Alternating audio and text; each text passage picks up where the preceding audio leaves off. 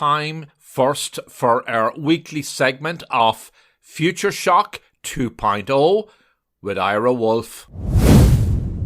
Ira Wolfe, welcome back to Future Shock 2.0. Mercer has come out with its latest report on inside employees' minds. What is inside employees' minds? Hey, thanks for having me back, John. If there is one thing we know for certain, organizations and their business leaders aren't going to be able to rely on historical data, especially when it comes to solutions for this perfect labor storm, Future Shock 2.0, whatever we want to call it, for managing labor markets. As you know, and our Future Shock 2.0 listeners have heard me say over and over again, we're living in never normal times. In a prior segment, I mentioned that we were headed into a job-full recession. So that's something new as a new term. Well, based on the just released GDP numbers, 2.6% growth doesn't sound like a recession to me. Maybe it's a recession to other people, but at the same time, we still have the highest inflation rate in 40 years, the highest mortgage rates in 20 years. Consumer confidence is still positive, although it's teetering on the edge. And despite all this mixed and negative news, unemployment still remains low, below 4%. Nothing seems to make sense. So let's take a look at what's ahead for employers and employees. Now, just the other day, a new white paper and a study from Mercer, Inside Employees' Minds Research. What's going on in employees' heads?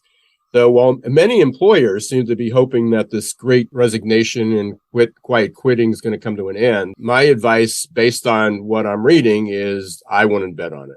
So according to the survey, this Mercer study, 1 in 3 employees are still considering leaving their employer. That's up from 1 in 4 last year. And if we wanted to look at what's going on in their heads and why they might be searching for new jobs, covering monthly expenses jumped from number 9 priority on their list in 2021 to number 1 spot in 2022. People were concerned. Inflation's starting to hit their wallets. Number 2, interesting. I don't have an answer for this. Being able to retire.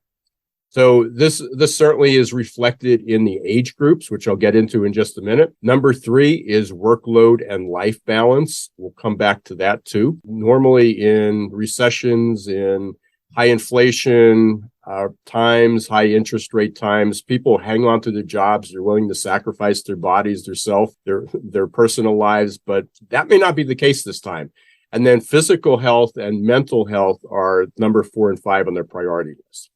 So as I said, the latter is interesting because in the past, if you rely on historical data, employers always had the upper hand during a recession or during an economic downturn. And that just doesn't seem to be the case this time. You know, in most cases, if you read between the lines and dig down a little bit deep, there's more to that. So if anyone's thinking that one solution is going to fit all, you're probably living in a parallel universe or somewhere in the past. When you start digging into these stats, the unrest is very uneven. We'll have more from Ira Wolfe next week on the fascinating Mercer study. Ira is a workforce and labour trends expert, TEDx talker, author, and host of the top-rated Geeks, Geezers, and Googlization podcast.